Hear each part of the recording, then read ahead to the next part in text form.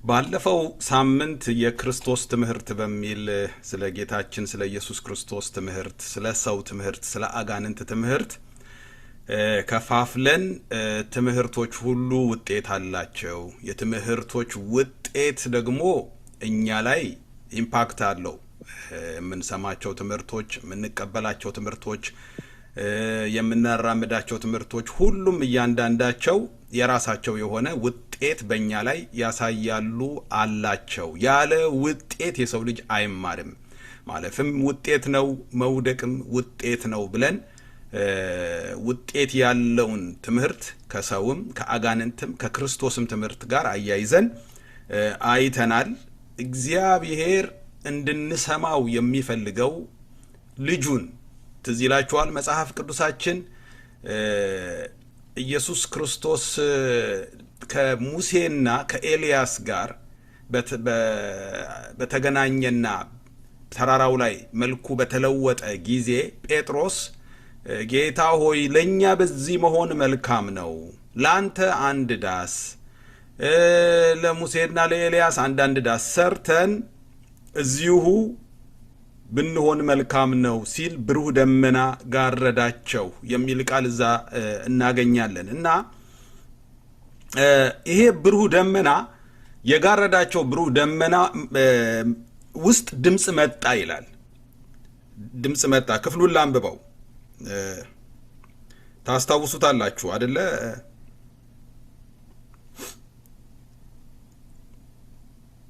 ማቴዎስ ወንጌል ምዕራፍ 17 ላይ ነው። ማቴዎስ ወንጌል ምዕራፍ 17 ቁጥር 4 ጀምሮ አሁን ከላይ ያለው ክፍል የሚያሳየው ቅድም ያልኳችሁን ነው። ከ4 ጀምሮ ላንብበው። ጴጥሮስም መልሶ ኢየሱስን ጌታ ሆይ በዚህ መሆን ለኛ መልካም ነው፣ ብትወድስ በዚህ 3 ዳስ አንዱን ላንተ፣ አንዱንም ለሙሴ፣ አንዱንም ለኤልያስ እንስራ አለ። እርሱም ገና ሲናገር እነሆ ብሩህ ደመና ጋረዳቸው። እነሆም ከደመናው በእርሱ ደስ የሚለኝ የምወደው ልጄ ይህ ነው፣ እርሱን ስሙት የሚል ድምፅ መጣ ይላል። ማንን ስሙት? እርሱን። እግዚአብሔር እንድንሰማው የሚፈልገው መምህር፣ እንድንሰማው የሚፈልገው አስተማሪ፣ እንድንሰማው የሚፈልገው ጌታ ኢየሱስ ነው። ስለዚህ እርሱን ስሙት ብሎ እግዚአብሔር በደመና ውስጥ ድምፁን ሲልክ ይሄ ክፍል ይነግረናል። ከዛ በኋላ ደቀ መዛሙርቱም ሰምተው በፊታቸው ወደቁ፣ እጅግም ፈርተው ነበር። ኢየሱስም ቀርቦ ዳሰሳቸውና ተነሱ፣ አትፍሩም አላቸው። ቁጥር 8 ላይ ዓይናቸውንም አቅንተው ሲያዩ ከኢየሱስ ብቻ በቀር ማንንም አላዩም። ለእኛም ይሄ ይሁንልን። ዓይናቸውንም አቅንተው ሲያዩ ከኢየሱስ ብቻ በቀር ማንንም አላዩም። እግዚአብሔር ከኢየሱስ ብቻ በቀር ማንንም እንዳናይ እርሱን እንድንሰማ ዓይኖቻችንን ይክፈትልን። ይሄ ትልቅ እግዚአብሔር በሰዎች ልብ ውስጥ የሚፈልገው እውነት ነው። ከኢየሱስ ጋር አብሮ ተደምሮ የሚታይ ነገር፣ ከኢየሱስ ጋር ተቀላቅሎ የሚመጣ ነገር እግዚአብሔር አይፈልግም። ዳመናው ጋረዳቸው። ከዛ በኋላ በእርሱ ደስ የሚለኝ የምወደው ልጄ እርሱ ነው፣ እርሱን ስሙት። ሙሴ ደግሞ ማንን ይወክላል? ሕግን ይወክላል። ስለዚህ ከኢየሱስ ጋር የነበሩት ሕግና ነቢያት ነበሩ። ሕግና ነቢያት ነበሩ። ስለዚህ ሕጉንም ነቢያቱንም አሰናበተና እዛ ተራራ ላይ አሁን እኔ ነኝ ያለ ኢየሱስ። ከእርሱ በቀር ሌላ ማንም እነሱ ያደርጉት የነበረውን የሚፈጽም ስለሌለ እርሱን ስሙት። ትምህርት ከኢየሱስ ከሆነ፣ ትምህርት ኢየሱስን መስማት ከሆነ ኢየሱስን ስሙ ይላል ጌታ። ሌላ ነገር አላዩም። ቀና ሲሉ ሙሴም ሄዷል፣ ኤልያስም ሄዷል። ለእኛ በዚህ መሆን መልካም ነው ያሉት ሁሉ ከነሱ ዓይን ላይ የለም። ኢየሱስን ብቻ እግዚአብሔር አምጥቶ አስቀመጠላቸው። የአዲስ ኪዳን ትምህርት ይሄ ነው ወገኖቼ። እግዚአብሔር ልጁን አንድያ ልጁን ከሰጠን በኋላ እርሱን እንድንሰማ እርሱን ብቻ እንድናይ ልኮናል፣ አዞናል። ስለዚህ የክርስቶስ ትምህርት ብለን ስናስብ ክርስቶስ ብቻ የሚታይበት ክርስቶስ ብቻ የሚነክስበት፣ ክርስቶስ ብቻ የሚደመጥበት፣ ክርስቶስ ብቻ የሚተረክበት እውነት የአዲስ ኪዳን እውነት የእግዚአብሔር ደግሞ ሐሳብ ነው። ከክርስቶስ ፊት ማንንም ልናስቀምጥ፣ ከኋላውም ማንንም ልናቆም፣ ከጎኑም ማንንም ልናስቀምጥ አንችልም። እርሱ ብቻውን ጌታ ነው። እርሱ ብቻ። እኛ እንደምናወራው አይደለም። አንዳንድ ጊዜ ኑሯችን በዙሪያችን ብዙ ነገሮችን ከበን አስቀምጠን ብዙ የምናደንቃቸውን ነገሮች ከኢየሱስ በላይ አስቀምጠን ኢየሱስ ጌታ ነው እንላለን። እንዲህ አይነት ጌትነት የለም። ኢየሱስ ብቻውን። ዛሬም በትምህርታችን የሚታየው ኢየሱስ ብቻ ነው። ኢየሱስ ክርስቶስን ብቻ የማያሳይ ትምህርት የእግዚአብሔር ትምህርት አይደለም። ከእግዚአብሔር የሚማሩ ኢሳይያስ 54 ቁጥር 13 ላይ ባለፈው ሳምንት አንብበን ነበረ። ልጆችሽ ከእግዚአብሔር የተማሩ ይሆናሉ፣ የልጆችሽም ሰላም ብዙ ይሆናል የሚለውን አንስተን ነበረ። ልጆችሽ ከእግዚአብሔር የተማሩ ይሆናሉ የሚለው የእግዚአብሔር ትምህርት ኢየሱስ ብቻ ነው። እግዚአብሔር በዚህ ዘመን የሚፈልገው የኢየሱስ ክርስቶስ ትምህርት ብቻ በእኛ ውስጥ እንዲታወቅ ነው። ኢየሱስን እንድናውቅ ነው። መስክሯል እግዚአብሔር። ኢየሱስ ክርስቶስ በ30 ዓመቱ በዮርዳኖስ ተጠምቆም ሲወጣ በእርሱ ደስ የሚለኝ የምወደው ልጄ ይህ ነው ብሎ እግዚአብሔር በእርሱ ደስ እንደሚለው ተናግሯል። ወገኖቼ እኔ ላይ እግዚአብሔር እኔን አይቶ እግዚአብሔር እኛን አይቶ ደስ አይለውም። ምክንያቱም ውድቀት ውስጥ ነበርን፣ እኛ ጨለማ ውስጥ ነበርን። እግዚአብሔር በእኛ ደስ አይለውም። እግዚአብሔር በእኛ ደስ እንዲለው ኢየሱስን መልበስ አለብን። ኢየሱስን እኛ ላይ ማየት አለበት። እግዚአብሔር ደስ የሚለው በኢየሱስ ብቻ ስለሆነ እኛ ደግሞ እግዚአብሔር በእኛ ደስ እንዲለው ይሄንን አንድ ልጁን የሰጠንን ልጁን እንለብሰዋለን። በእሱ እንደምቃለን። በእግዚአብሔር ፊት እግዚአብሔር በእርሱ ይቀበለናል። ከክርስቶስ ውጪ አይቀበለንም። ወገኖቼ የትኛውንም እምነት ለማንቋሸሽ የትኛውንም እምነት ለመሳደብ ሳይሆን እውነቱ በዚህ ነው። በፍቅር ነው የሚነገረው አይደል? ብሽሽቅ ሰምታችኋል አይደል? ሰሞኑን በሶሻል ሚዲያ ላይ ከሌሎች እምነቶች ጋር እኛ እንኳን ከወጣንባቸው እምነቶች ጋር የሰው ትምህርት እንደዚህ ነው ወገኖቼ፣ ብሽሽቅ ነው። ኢየሱስን ጌታ መሆኑን የሚናገሩት ሌላውን እያበሸቁት ነው። እኛ ግን ወንጌል በዚህ መልኩ አላገኘንም። በፍቅር ነው ያገኘን። ኢየሱስ ክርስቶስ ለእኛ የመጣው በፍቅር ነው። እግዚአብሔር የሰጠን እውነት የተገለጠልን እግዚአብሔር ስለወደደን ነው። የተለየን ወይ ስፔሻል ሰዎች ሆነን አልተገለጠልንም። መጽሐፍ ቅዱሳችን በቲቶ ምዕራፍ 3 ላይ ቲቶ 3:3 ላይ እኛ ደግሞ አስቀድመን የማናስተውል ነበርንና የማንታዘዝ የምንስት ለምኞትና ለልዩ ልዩ ተድላ እንደ ባሪያዎች የምንገዛ በክፋትና በምቀኝነት የምንኖር የምንጣላ እርስ በርሳችን የምንጠላላ ነበርን። እኛ እንደዚህ ነበርን። ግን ቁጥር 4 ላይ ነገር ግን የመድኃኒታችን የእግዚአብሔር ቸርነትና ሰውን መውደዱ በተገለጠ ጊዜ እንደ ምሕረቱ መጠን ለአዲስ ልደት በሚሆነው መታጠብና በመንፈስ ቅዱስ በመታደስ አዳነን እንጂ እኛ ስላደረግነው በጽድቅ ስለነበረው ሥራ አይደለም። ማናችንም እኔ ስፔሻል ነኝ ብለን ልንፎክር፣ ሌላውን ሰው ልናንቋሽሽ፣ የሌላውን እምነት ልንተች የምንነሳ ሰዎች አንቋሸውንና ተችተውን አልመጣንም። ሁላችንን የጠራን የእግዚአብሔር ፍቅር ነው። እግዚአብሔር ልጁን የሰጠው በፍቅር እንደሆነ ዮሐንስ ምዕራፍ 3 ቁጥር 16 ይናገራል። አንድያ ልጁን እስኪሰጥ ድረስ ዓለሙን እንዲሁ ወዷልና። እግዚአብሔር ልጁን የሰጠው ስፔሻል የሆነን ሰዎች አይቶ እነዚህ ከዚህ ሕዝብ ጋር ተደባልቀው መጥፋት የለባቸውም፣ እነዚህ ቆሻሻ መንካት የለባቸው፣ እነዚህ ጥሩ ናቸው፣ ቤተሰቦቻቸው ጥሩ ናቸው፣ ትውልዳቸው ጥሩ ነው፣ የእንትና ልጆች ናቸው፣ የእንትን ሰፈር ልጆች ናቸው፣ የእንትን ብሔር ተወላጆች ናቸው ብሎ አይደለም እግዚአብሔር የጠራን፣ እንዲሁ ወደደን። ወገኖቼ ይሄንን የምስራች ለሌሎች ስንናገር የእነሱን እምነት እያቅላላንና እያንቋሸሽን ሳይሆን እየወደድናቸው ነው። በፍቅር ነው የምንነግራቸው። ይሄ ነው እግዚአብሔር ያዘዘው። እርሱም ብቻ ስሙት ብሎ እግዚአብሔር ያዘዘው ኢየሱስን ብቻ ተመልከቱ ብሎ ነው። ወንድሞች አሉን፣ እህቶች አሉን፣ ጎረቤቶች አሉን፣ አብረውን የተማሩ አሉ፣ ወዳጆች አሉን በሌላ እምነት ውስጥ ያሉ። ልናስቆጣቸው ልናሸሻቸው አልተጠራንም። ያመኑትን ሁሉ ትክክል ነው ብለው የሚሄዱት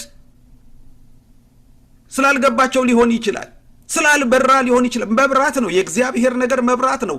እግዚአብሔር አምላክ ነው፣ ለኛም በራልን ተብሎ ተጽፏል። እኔ ከበራልኝ ለምንድን ነው በጨለማ ያሉትን ወይም ያልበራላቸውን ወይ የተሳሳቱትን ምሳለቅባቸው? ለምንድን ነው? የክርስቶስ ትምህርት ይሄ አይደለም ወገኖቼ። ኢየሱስን እየጠራ የአጋንንትን ትምህርት የሚያራምድ እግዚአብሔር በኋላ ይፈርድበታል። እንዲህ አይነትን ነገር ለእግዚአብሔር እነዚህ ሰዎች ፍጡሮቹ ናቸው። ለእግዚአብሔር እነዚህ ሰዎች በልጁ በኢየሱስ ክርስቶስ ደም ዋጋ የከፈለባቸው ናቸው። እንድናንቋሽሻቸው አይደለም። ሰዎች በጨለማ ውስጥ እንኳን ሆነው በተለያየ መርገም ውስጥ ሆነው በጥላቻ ውስጥ ሆነው እንኳን ስናይ እነሱን አይደለም የምንዋጋው፣ ከነሱ ጀርባ የሚሰራውን መንፈስ ነው እኛ የምንዋጋው። እነሱን አታክ አናደርግም። ምን አይነት ትውልድ ምን አይነት ትምህርት የተማረ ትውልድ ላይ እንዳለን መጽሐፍ ቅዱሳችን ኢየሱስ ክርስቶስ ምን አይነት ትውልድ ነው፣ ጠማማ ትውልድ ነው እያለ ይናገር ነበር አይደለ? ይሄ ትውልድ የባሰ ነው። ጴጥሮስ በሐዋርያት ሥራ ምዕራፍ 2 መንፈስ ቅዱስ ከወረደ በኋላ ተነስቶ ከብዙዎቹ ጋር ቆሞ እንደተናገረ የሐዋርያት ሥራ ምዕራፍ 2 ያስተምረናልና እዛ ላይ በብዙም በሌላም ቃል መከረና ይላል። ዝቅ ብላችሁ ስታነቡት መከረና ከዚህ ትውልድ ዳኑ አላቸው። ከዚህ ትውልድ ወገኖቼ፣ ይሄ ክርስትና ይሄ የኢየሱስ ክርስቶስ ትምህርት ከዚህ ትውልድ ካላዳነን በኋላ ዋጋችን ጥሩ አይሆንም። ሁላችን ከጨለማ የተጠራነን። ጴጥሮስ በአንደኛ ጴጥሮስ ምዕራፍ 2 ከቁጥር 9 ጀምሮ ከጨለማ ወደሚደነቅ ብርሃን የጠራችሁ ነው የሚለው። የተጠራ ነው ከጨለማ ነው። በጨለማ ያሉት ላይ ልንሳለቅ አይደለም። ምናልባት በሌላ ትምህርት ላይ ይሄን ምሳሌ እዚህ ሳይሆን ሌላ ትምህርት ላይ ተናግሬ ያለውኝና እዚህ ጋር ልናገረው። አንድ ሰሞን የሰማሁት ነገር ነው እና ሁለት ጓደኛ ማቾች ናቸው። ለረጅም ጊዜ ጓደኛ ማቾች ናቸው። ረጅም ጊዜ አብረው ሱስ ውስጥ ነበሩ፣ በሲጋራ ሱስ ውስጥ ነበሩ። ሁለቱም ጠዋት የሚገኙት አብረው ሲጋራ ለኩሰው ሲያጨሱ ነው። ሰፈር ውስጥ የሚታወቁት በዛ ነው እና የአንደኛው እህት አንድ ጊዜ አንደኛውን ዛሬ ለምን ቤተክርስቲያን አንሄድም ብላ ለምና ቤተክርስቲያን ተወስደውና እሁድ ጠዋት ጌታን ይቀበላል። አንዱ አጫሽ ከሁለቱ እሁድ ጠዋት ጌታን ተቀብሎ ከቸርች ሲወጣና ሰፈር ሲደርስ ያኛው ጓደኛው ሰፈር ብቻውን ሲጋራ ሲያጨስ ያገኘዋል። አንተ አለው ዘንድሮም ታጨሳለህ? ጌታ ኢየሱስ ያጨስሃል አለው። ጠዋት ጌታን ተቀብሎ ከሰዓት በኋላ የነበረው ጓደኛው ላይ ጌታ ኢየሱስ ያጨስሃል። ወገኖቼ እኛ የተነሳንበት እኛ የዳንበት እውነት ካልገባን ሌሎችን መቀበል አንችልም። ሌሎችን መቀበል ካልቻልን እኛ የክርስቶስ አይደለንም። ክርስቶስ እኛን የጠራን በምህረት ነው። ምህረቱ ነው እኛን የጠራን። እኛ ጨለማ ውስጥ ነበርን ማናችንም ወገኖቼ። በተለያየ ቦታ ላይ ስንኖር፣ በተለያየ ስፍራ ላይ ስንኖር በሀብት ደረጃ ቢታይ አንዳንድ ባለጠጎች ሲናገሩ ሰምታችኋል አይደል? እኔ ይላሉ ከሕፃንነቴ ጀምሮ በመንቀላጠጥ ነው ያደግኩት፣ ቤተሰቦቼ የተረፋቸው ነበሩ፣ አሁንም ይህንን ኑሮ ከነርሱ የወረስኩት ነው፣ እኔ ችግር አላውቅም፣ በጣም በቃ ከልጅነቴ ጀምሮ በተረፈው ቤተሰብ ውስጥ ነው የኖርኩት ብለው ችግርን የማያውቁ ሆነው ልናገኛቸው እንችላለን። አንዳንድ ባለጠጋዎች ደግሞ ጠጋ ብላችሁ ስታናገሯቸው ቤተሰቦቼ የሚበሉት እንኳን አልነበራቸውም፣ እኔ ድሃ ነበርኩ፣ ጫማ ያረኩት 10ኛ ክፍል ስገባ ነው፣ ከዛ በኋላ ሊስትሮ ነበርኩ፣ ከዛ በኋላ አዟሪ ነበርኩ፣ ዛሬ የብዙ ሆቴሎች ባለቤት ነኝ፣ ዛሬ የብዙ ንብረቶች ባለቤት ነኝ ሲሉ ደግሞ ልንሰማ እንችላለን። እነዚህን ሁለት ባለጠጋዎች ብናመጣ አንደኛው ችግር አያውቅም፣ አንደኛው ችግር ጥብስ አድርጎ ያበሰለው፣ ግን ሁለቱም ባለጠጎች ናቸው አሁን ላይ። እዚህ ግን እንደዛ የለም ወገኖቼ። ሁላችንም ሞት ውስጥ ነበርን፣ ሁላችንም ጨለማ ውስጥ ነበረ። ክርስትናን እንኩ ብሎ ያወረሰን ከልጅነታችን ጀምሮ ብርሃን ይወጣልን ማናችንም የለንም። ሁላችንም በእግዚአብሔር ምሕረት የተጠራን የእግዚአብሔር ልጆች ነን። እዚህ ላይ የሚነግረን ቲቶ 3:3 ላይ የሚነግረን ይሄንን ነው። እኛ እንደዚህ ነበርን ብሎ ነው የሚነግረን። እንዲህ አይነት ሰዎች ነበርን። እግዚአብሔር ሰውን መውደዱ ሲገለጥ ነው ዛሬ የሆነው። እግዚአብሔር ስለወደደ እንጂ መልካም ነገር እኛ ላይ ስለተገኘ አይደለም። የክርስቶስ ትምህርት ይሄ ነው ወገኖቼ። የሚያስመካ አይደለም፣ የሚያሳድብ አይደለም። በየትኛውም ሳይድ ሆኖ የሚሳደብ ክርስቶስን አያውቀው። ለብሽሽቅ ወንጌሉን የሚጠቀምበት ክርስቶስን አያውቀው። እግዚአብሔር ፍቅር ነው። የሚሰበከው የእግዚአብሔር ፍቅር፣ የእግዚአብሔር ጥሪ ወገኖቼ። ሁለተኛ ቆሮንቶስ ምዕራፍ 5 ላይ ጳውሎስ ሲናገር ሰዎችን ከእግዚአብሔር ጋር ታረቁ ብለን እንለምናለን። እነማንን? የተጣሉትን፣ በውጭ ያሉትን፣ በሩቅ ያሉትን ከእግዚአብሔር ጋር ታረቁ ብለን እንለምናለን። እኛ ለማኞች ነን። ሰዎች እንዲታረቁ ስለ ሰዎች የምንማልድ፣ የምናለቅስ፣ ሰዎችን የምንነግር፣ በፍቅር ወንድሜ ሆይ እህቴ ሆይ ብለን የምንመክር፣ ሲሰድቡን እኛ ሕፃን ሆነን በሰፈራችን ድንጋይ ይወረወርብን ነበር። ጴንጤ እየተባልን ጓደኞቻችን ይመቱን ነበር። እያለቀስን ቤት ስንገባ ጌታ ይባርካችሁ በሏቸው ነበር የምትለን አያታችን። ጌታ ይባርካችሁ። ዛሬ ብዙ ድንጋይ ሲወረውሩብን የነበሩ ልጆች አገልጋዮች ናቸው። ሰው ሳይገባው ነው እግዚአብሔርን ደስ ያሰኙ መስሏቸው ነው የሚጠሉን። እኛ ግን እንድንጠላ አይደለም። ለሚያሳድዷችሁ ጸልዩ ነው የሚለው መጽሐፍ ቅዱስ። የክርስቶስ ትምህርት እኛ ከለመድነው ትምህርት እሰይ ጌታ ዛሬ ጠላት ይቃጠል። በምንድን ነው ጠላት? ማን ነው? የትኛው እምነት ተከታይ ነው የኛ ጠላት? እንዴት ነው?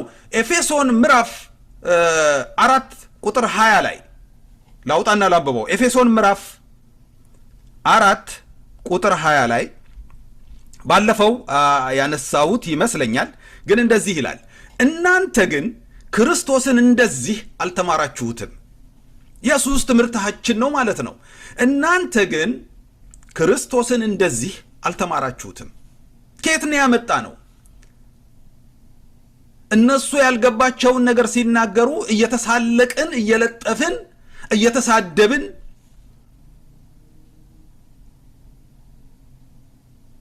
ሰው እግዚአብሔር ቢገባው፣ ሰው እግዚአብሔርን ቢያይ፣ ሰው እግዚአብሔርን ቢያውቅ ያልተጻፈ ያነባል እንዴ? ለእኔ በእውነት እግዚአብሔር ብርሃን አብርቶ ባይገባኝ ባይጠራኝ ኖሮ ከዚህ የተለየው ሰው ሆን ነበር እንዴ? አልሆንም። ለእኔ ምህረት ያደረገ እግዚአብሔር የለም ለሚሉትም እግዚአብሔር ምህረት እንዲያደርግ እናለቅሳለን። እግዚአብሔር የለም የሚሉ ሰዎች እንኳን ቢገጥሙን እግዚአብሔር በዚህ ደስ አይለውም። አንድ ታሪክ ልንገራችሁ። አንድ ወቅት ላይ የሰማሁት ታሪክ ነው።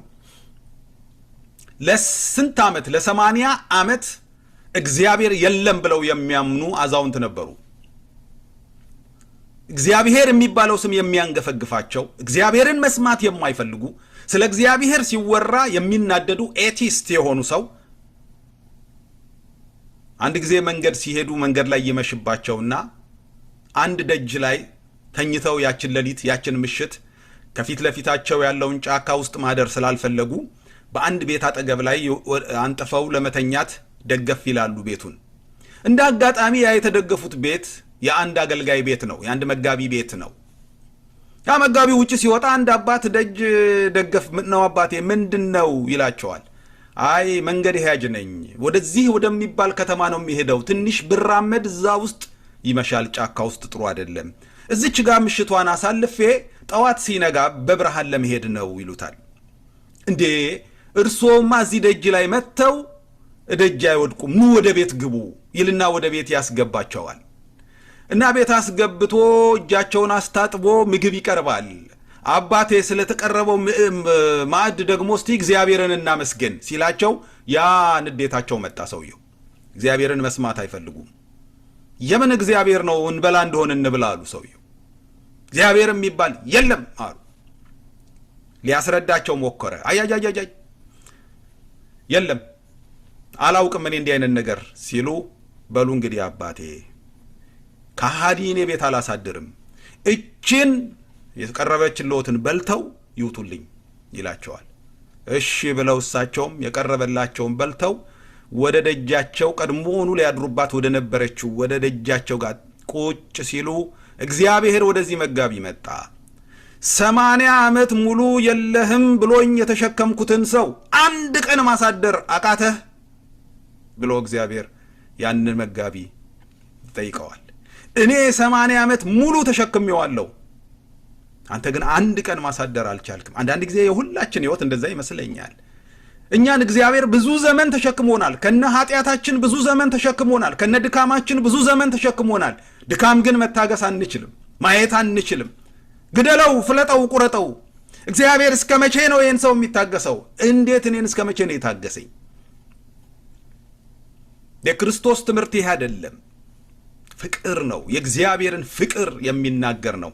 ቢቃወሙን እንኳን ስላላወቁ ነው። ኢየሱስ ያስተማረን ይሄንን ነው። መስቀል ላይ ሆኖ ጌታችን ኢየሱስ ክርስቶስ ይቅር በላቸው የሚያደርጉትን አያውቁም። ይሄንን እኮ አስተምሮናል። በሞቱ ይሄንን አስተምሮናል። ፋሲካን እንድንበላ አይደለም ያስተማረን። ይሄንን የማንኖረው ከሆነ ምን ያደርግልናል ፋሲካ? ይሄንን ያስተማረን ኢየሱስ ያስተማራቸው ከኢየሱስ የተማሩ እስጢፋኖስ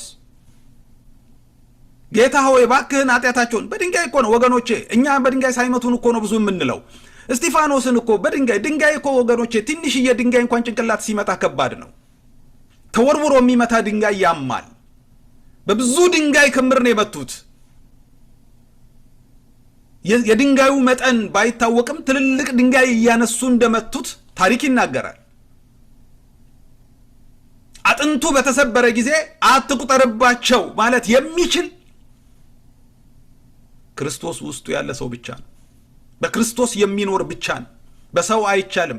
ብዙዎቻችንን እግዚአብሔር አውጥቶ እያሳየን ነው። አንተ በዚህ ነገር ውስጥ ነው ያለው፣ አንተ በሰው ነገር ውስጥ ነው ያለው፣ በራስ ነገር ውስጥ በክርስቶስ ነገር ውስጥ የለህም። ለዚህ ነው መሸከም ያቃተ።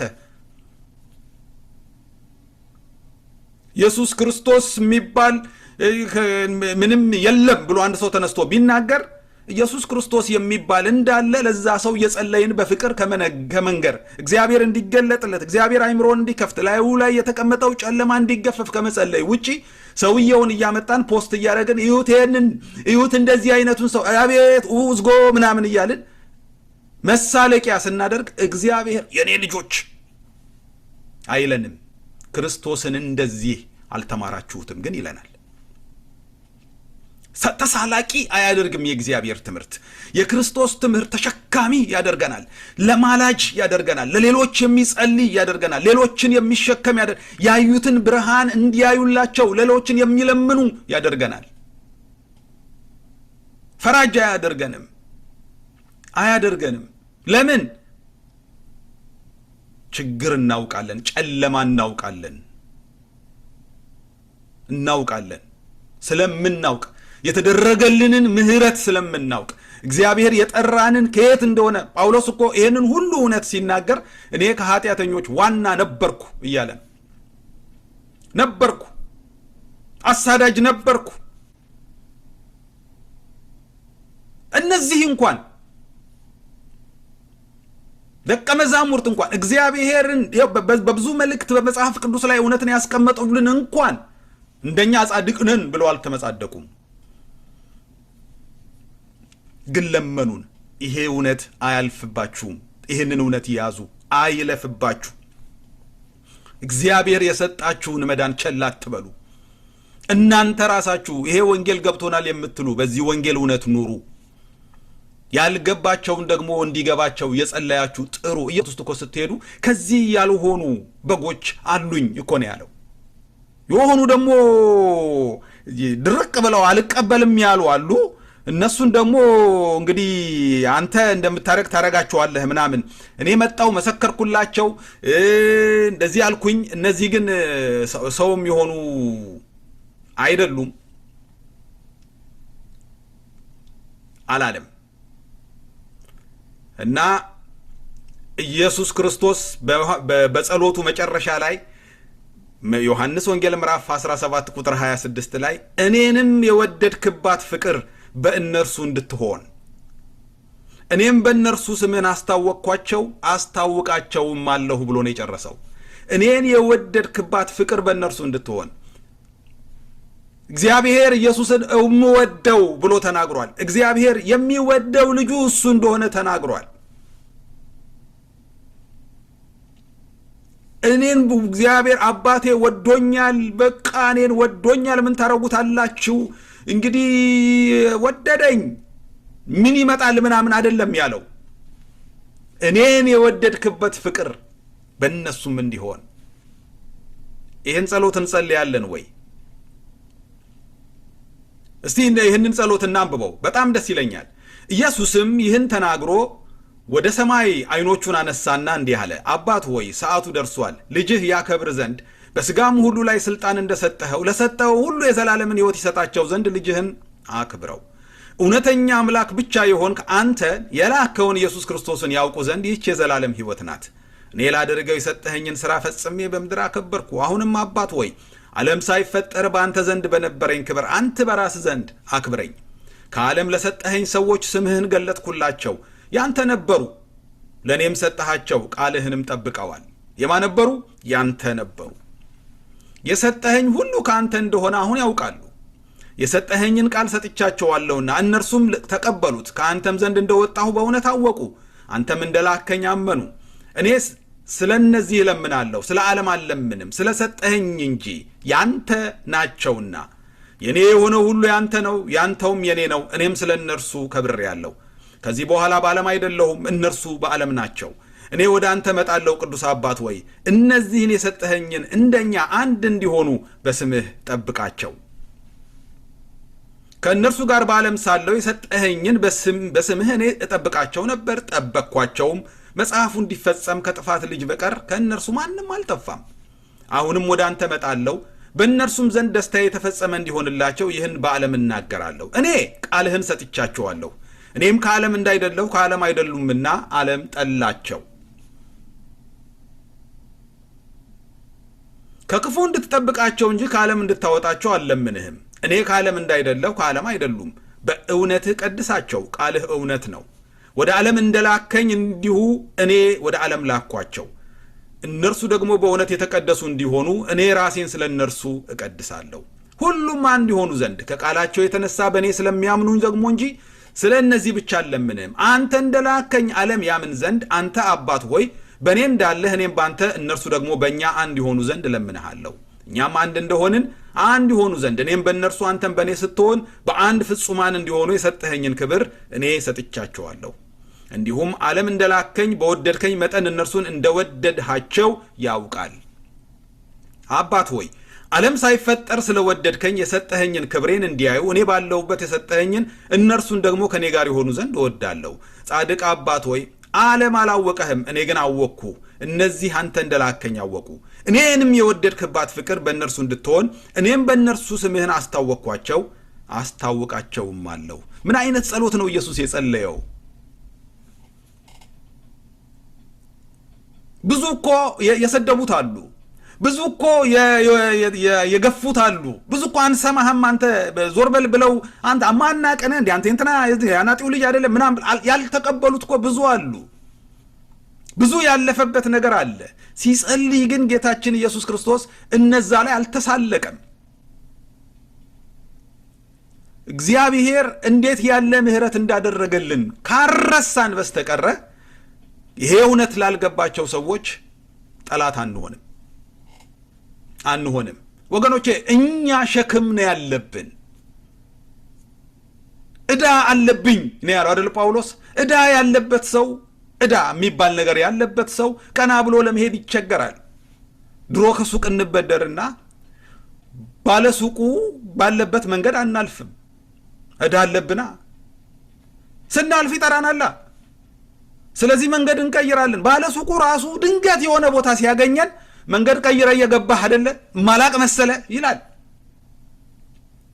ዱቤ እንኳን ያሸማቅቃል። ወገኖቼ ጳውሎስ ዕዳ አለብኝ ወንጌልን ባልሰብክ ወዮልኝ ይላል። ዕዳ አለብን።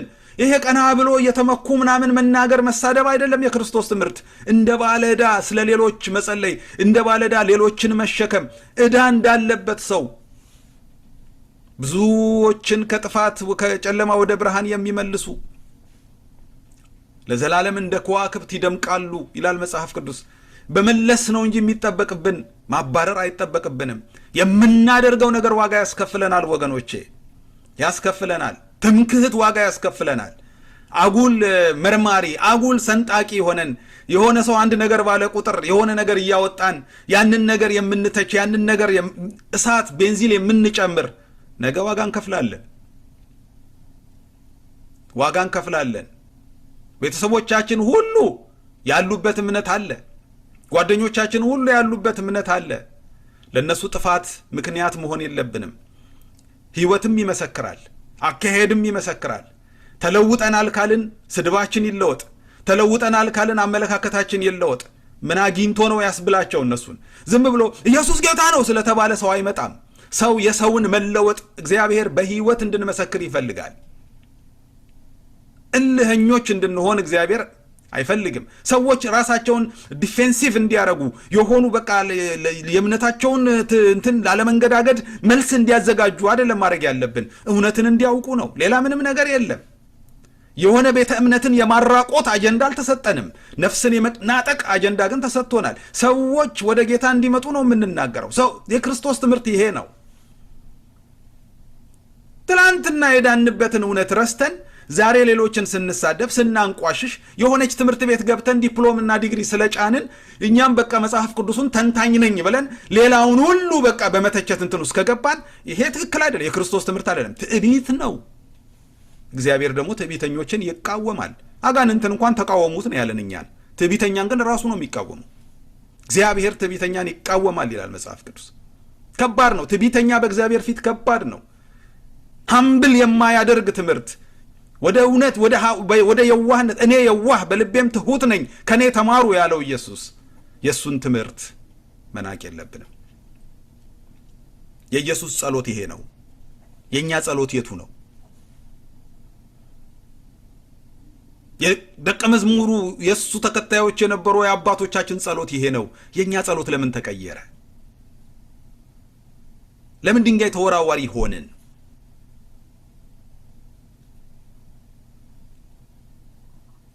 የለም።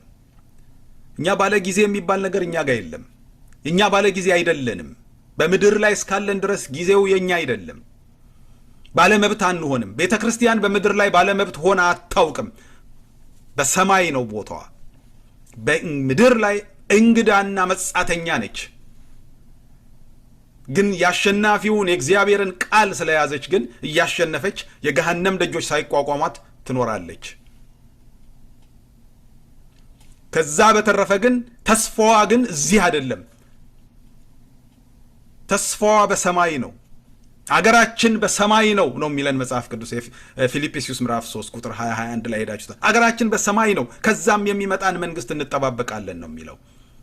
ስለዚህ ወገኖች የክርስቶስ ትምህርት አያስመካም። የሆነ ሌላው ላይ በትዕቢት እንድንናገር አያደርግም። እየወቀጡን እየደበደቡን እየሰደቡን እነዚህ ውሸታሞች ናቸው እያሉን ስለ እነርሱ እርሱ ግን ይላል ኢሳይያስ 53ን ላንብብና የዛሬውን እዚህ ላይ ያበቃለሁ። ኢሳይያስ 53 የምታውቁት ነው። በጌታችን በኢየሱስ ክርስቶስ ሞት ላይ ተመስርቶ ኢሳይያስ የተናገረው ትንቢት ነው እና ኢሳይያስ 53 ሙሉን የሚናገረው ስለ ኢየሱስ ክርስቶስ ሕማማት ነው። ግን ቁጥር 12ን ብቻ ነበዋለሁ፣ የማለትም የመጨረሻውን ቁጥር። ስለዚህ እርሱ ብዙዎችን ይወርሳል፣ ከኃያላንም ጋር ምርኮን ይከፋፈላል። ነፍሱን ለሞት አሳልፎ ሰጥቷልና ከአመፀኞችም ጋር ተቆጥሯልና።